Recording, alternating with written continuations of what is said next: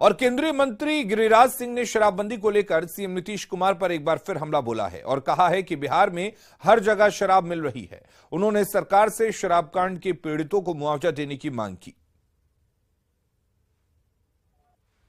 नीतीश कुमार के शासन में शासन का इकबाल ही खत्म हो गया है और बिहार पूरा जहां खोजो, मैं पहले भी कहा था कि शराब वो चीज हो गया है कि नीतीश कुमार को ना दिखाई दे, लेकिन शराब हर जगह है, भगवान की तरह कि भगवान दिखाई ना दें लेकिन भगवान हर जगह हैं, लेकिन नीतीश कुमार को दिखाई नहीं दे रहा है।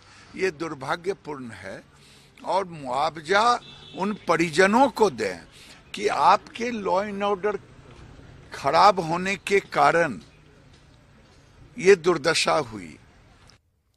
राज्यसभा सांसद सुशील मोदी ने बिहार सरकार से मुआवजे की मांग की है। शराब कांड पर सुशील मोदी ने कहा कि राज्य सरकार आंकड़ा छिपा रही है। जो मौतें हुई हैं इसके लिए सीधे तौर पर मुख्यमंत्री जिम्मेवार हैं।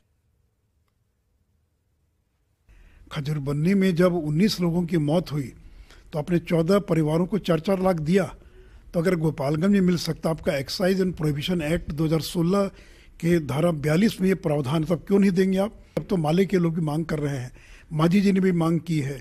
तो सभी दलों को राजनीति से ऊपर उठकर मुख्यमंत्री पर दबाव बनाना चाहिए। तो यही वो आंकड़ा दिखा रहे हैं।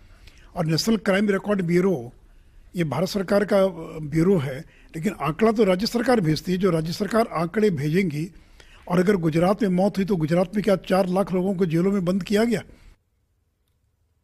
न सिर्फ बीजेपी बल्कि सरकार की सहयोगी कांग्रेस और लेफ्ट पार्टियां भी पीड़ितों को मुआवजा देने की मांग कर रही हैं। नीतीश कुमार जी, आपके दोहरे चरित्र का जवाब नहीं है भाई। वाह, जब आप रेल मंत्री थे, आपको चेहरा चमकाना था तो आप तो नैतिक कुमार वहां बन गए थे, इस्तीफा दिया। गोपालगंज में खजूरबन्नी की घटना घटी तब आपने मुआवजा भी दिया, और जब आपको गद्दी अभी बरकरार है पिछले 17 वर्षों से, तब हिटलर शाही पर उतर गए हैं। शराब से मौत पर सरकार का कहना कि पियोगे तो मरोगे, मुआवजा नहीं देंगे, जबकि उत्पाद अधिनियम 2016 के अनुसार धारा 42 में 4-4 लाख रुपये मुआवजा का प्रावधान है।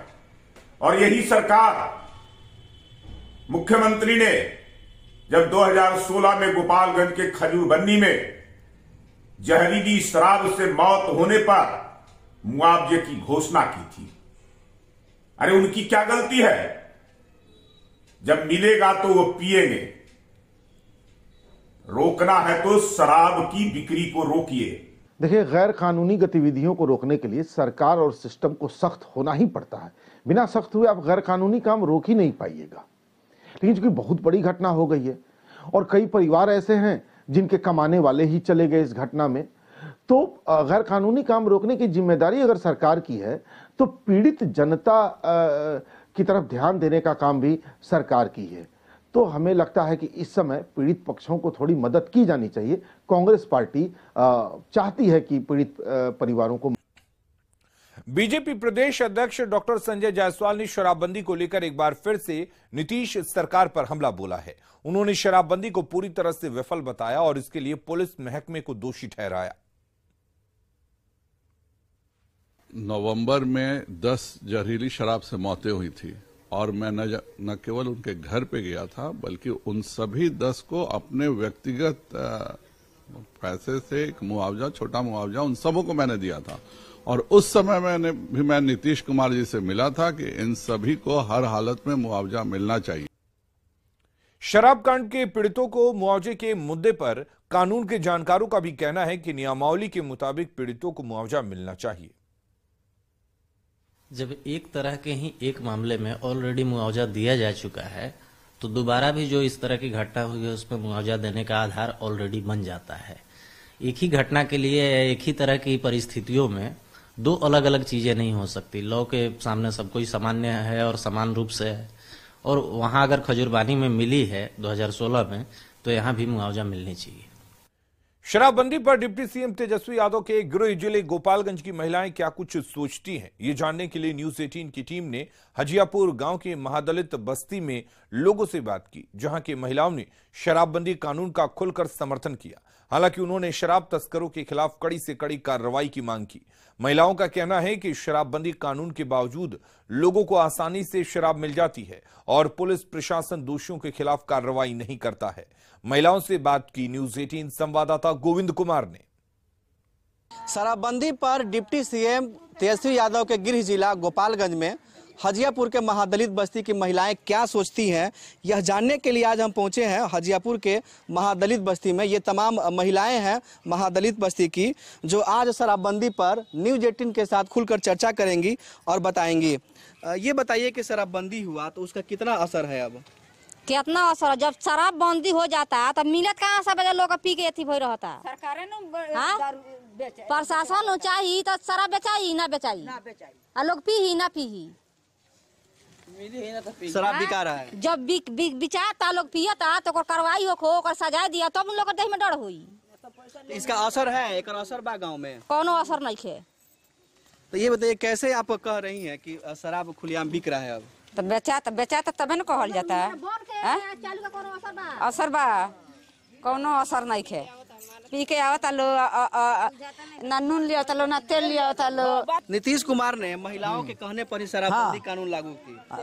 हम ये कहता से जब बन रहो तो बन रहो, साफ बन रहो, एकदम कोबो जन खुलो, नहीं तो सरकार पैसा ले भीतरिया चलावत रहो, रुपया घींचत रहो। हाँ, रुपया घींचत रहो सरकार। अब भले परिवार खोला बिनु मेहरारू बाल बच्चा मर जा, 100 गो मर्द में 5 गो मर्द 50 गो मर्द मर गए, 50 गो बारे। अब मेहरारू शराब बिक रहा है। हाँ, बेच रहा है, बेचते बालू बेचता ना, नहीं करता है। खा कर आवता सूंघ लेता, सूंघ के चल जाता। हाँ, रुपया ले लेता, लेके चल जाता। कोगरी आवता, कोगरी जाता, ओकरा घींचल बनता रुपया। का करी पुलिस? कुछ और महिलाएं हम बात करते हैं। गांव में कैसा असर कैसा है? दारू बेचाता टे, कौन असर बाटे? तो क्या करना चाहिए पुलिस को? बंद हो जाये दारू बंद हो जाओ तबे लोग मानी। ये लोग कौन बेच रहा है इसे? अब केकर नाम धरा है, जाओ जे के बेचाता है। गांव भर तो बेचाते बा, गांव भर के लोग तो पियते बा। मर्दाना पी के आके साझी खाना एथी ना पियत कहाँ से बन? अच्छा, शराबबंदी अब रहना चाहिए, छोड़ देना चाहिए मुख्यमंत्री को? कानून जो है शराब छोड़ दिया, शराबबंदी कानून बंद हो जाए। इन महिलाओं में आज नाराजगी देखी जा रही है और इनका मानना है कि शराबबंदी कानून जो लागू हुआ वो बेहद ही सही था। गोविंद कुमार, न्यूज 18 गोपालगंज। बिहार में शराबकांड के मुद्दे पर चिराग पासवान ने राज्य सरकार पर निशाना साधा है और बिहार में राष्ट्रपति शासन लागू करने की मांग की है। यही नीति पर मुख्यमंत्री नीतीश कुमार जी काम कर रहे हैं। बोलते हैं भैया कोई हमदर्दी नहीं है। क्यों आपकी हमदर्दी नहीं है भाई? आपने जिसके मरने की कामना की वो तो मर गया, पर उनके आश्रितों का इसमें क्या दोष है भाई?